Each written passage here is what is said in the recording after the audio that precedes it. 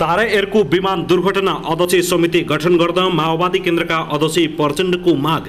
तारा air दुर्घटनामा विमानमा सवारको निधनले म अत्यन्तै दुखित भएको छु, प्रधानमन्त्री देउबाको भनाई। मौसम खराबका कारण उल्टो दिशातर्फ मोड्दा विमान दुर्घटना भएको प्रारम्भिक निष्कर्ष। विमानमा रहेका सबै यात्रुको शव भेटियो। दुर्घटना छानबिन गर्न 5 सदस्यीय आयोग गठन। विमान दुर्घटनामा सबैको शव भेटियो, काठमाडौँ लगानले लैजाने तयारी। तारा एयरको विमान दुर्घटना छानबिन गर्न 5 सदस्यीय आयोग गठन गरिँदै तारा एयरको विमान के कारणले भएको थियो दुर्घटना, यसबारे सम्पूर्ण जानकारी। बेला बेलामा हुने विमान दुर्घटनाले केही गम्भीर प्रश्न खडा गरेको प्रचण्डको भनाई।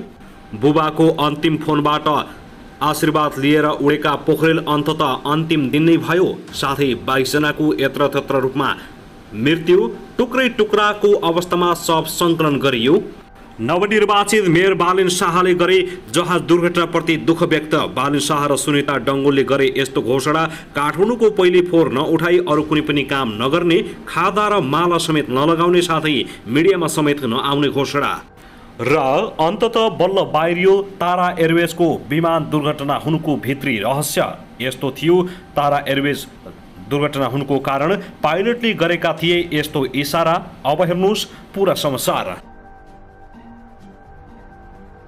दर्शकहरुबाट नमस्कार, तपाईहरुलाई हार्दिक स्वागत छ। यदि हाम्रो च्यानललाई अहिलेसम्म सब्स्क्राइब गर्नुभएको छैन भने सब्स्क्राइब गरी नजिक रहेको बेल आइकन दबाई हामीसँग जोडिनुहोला। दर्शकहरु, फेरि पनि हामी तपाईहरुमाझ निकै महत्त्वपूर्ण खबरका साथ उपस्थित भइसकेका छौं। यो भिडियोलाई अन्तिमसम्म हेरी हामी साथ दिनुहोला। दर्शकहरु, हाम्रो मेहनतको लागि एउटा सानो लाइक गर्न भनी नभुल्नुहोला। कहाँदेखि हेर्दै हुनुहुन्छ, के भन्न चाहनुहुन्छ, दुःखद घटनालाई कसरी नियालेर भएको छ, यसबारे सम्पूर्ण जानकारी राख्नुहोला। तपाईलाई के लाग्छ, जहाज पुरानो भएको कारण दुर्घटना भयो या मौसमको कारण दुर्घटना भयो? तपाईको मनमा लागेको प्रतिक्रिया अवश्य पनि कमेन्ट गर्नुहोला। या त पाइलटको लापरवाही हो, तपाईलाई के लाग्छ? दर्शकबिन, फेरि पनि हामी तपाईहरुमाझ जहाज दुर्घटनाबारे विभिन्न नयाँ अपडेटका साथ उपस्थित भएका छौं। हामीसँगै रहनुहोला, अन्तिमसम्म हेर्नुहोला। नयाँ ताजा कारणका साथ उपस्थित भएका छौं। आउनुहोस् अब पहिलो खबरतर्फ लागौं। प्रधानमन्त्री शेरबहादुर देउवाले तारा एयरवेजको विमान दुर्घटना भएपछि दुःख व्यक्त गरेका छन्। प्रधानमन्त्री देउवाले पोखराबाट जमसुमको लागि उडेको तारा एयरको यात्रुवाहक जहाज दुर्घटनाग्रस्त हुँदा विमानमा सवार सबैको निधन भएको खबरले निकै दुखित भएको बताएका छन्। दुर्घटनामा जीवन गुमाउने विमान चालक दलका सदस्य र यात्रुहरूप्रति देउवाले ट्विटर मार्फत श्रद्धाञ्जली दिएका छन्। उनले शोक सन्तप्त परिवारजनमा पनि समवेदना प्रकट गरेका छन्। चालक दलका 3 सदस्य सहित 22 जना सवार जहाज सोमबार बिहान मुस्ताङको थासाङ गाउँपालिका 2 को सानो सरेमा दुर्घटनाग्रस्त अवस्थामा भेटिएपछि प्रधानमन्त्री देउवा अत्यन्तै भावुक भएका छन्। दर्शक महानुभाव, त्यसैगरी नेकपा माओवादी केन्द्रका अध्यक्ष पुष्पकमल दाहाल प्रचण्डले मुस्ताङमा भएको तारा एयर दुर्घटनाको अनुसन्धानका लागि एक टोली बनाई सत्य तथ्य जनसमक्ष ल्याउन सरकारसँग माग गरेका छन्।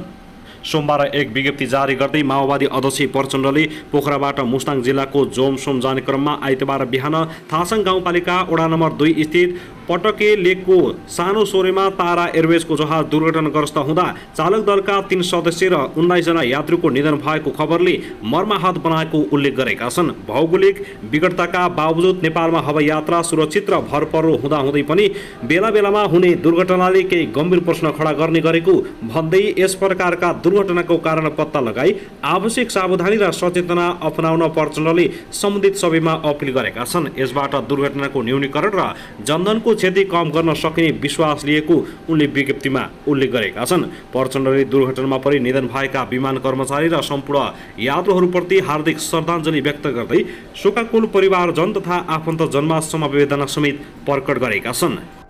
दर्शक महानुभाव, त्यसैगरी काठमाडौँ महानगरपालिकाका नवनिर्वाचित मेयर बालिन शाहले महानगरको यावत समस्या तत्काल समाधानका लागि टास्क फोर्स बनाउने निर्णय गरेका छन्। सोमबार नगरसभाको पहिलो लाइभ बैठकमा 32 वटै वडाका जनप्रतिनिधिहरूलाई सम्बोधन गर्दै मेयर शाहले महानगरभित्रको ढल पानी सडकको समस्याको सुनाइका लागि कल सेन्टर राख्ने र टास्क फोर्स मार्फत तत्काल एक्सन लिने बताएका हुन्। यसका लागि पहिलो चरणमा 2 वटा टास्क फोर्स बनाउने र आवश्यक बमोजिम थप फोर्सहरू बनाउने उनले बताएका छन्। महानगरभित्रको पानी ढल सडकको मर्मत सम्भार तथा विस्तारको सवालमा सङ्घीय सरकार, भौतिक पूर्वाधार तथा यातायात मन्त्रालय र सडक विभाग, खानेपानी मन्त्रालय लगायतका सरकारवाला निकायहरूसँग आवश्यक समन्वय गरिने पनि शाहको भनाइ छ। दर्शक महानुभाव, त्यसैगरी मुस्ताङको थासाङ गाउँपालिका 3 कोवाङको सिरानमा दुर्घटनाग्रस्त तारा एयरमा सवार सबै यात्रुको शव फेला परेको छ। फेला परेका शवमध्ये 10वटा शवलाई तलबेनी जोमसोम सडक खण्डमा पर्ने कोवाङमा झारिएको छ। शवहरू भिरमा छरिएकाले सङ्कलन गर्न समस्या भएको उद्धारमा खटिएका स्थानीय इन्द्रसिंह शेरचनले बताएका छन्। फेला परेका शवको पहिचान भने भइसकेको छैन। कोवाङ झारिएका शवको प्रहरीले पोस्टमार्टम तथा मुचुल्का बनाउन थालेको छ। दुर्घटनामा चालक दलका 3 सदस्य सहित 22 जना यात्रुको मृत्यु भएको छ।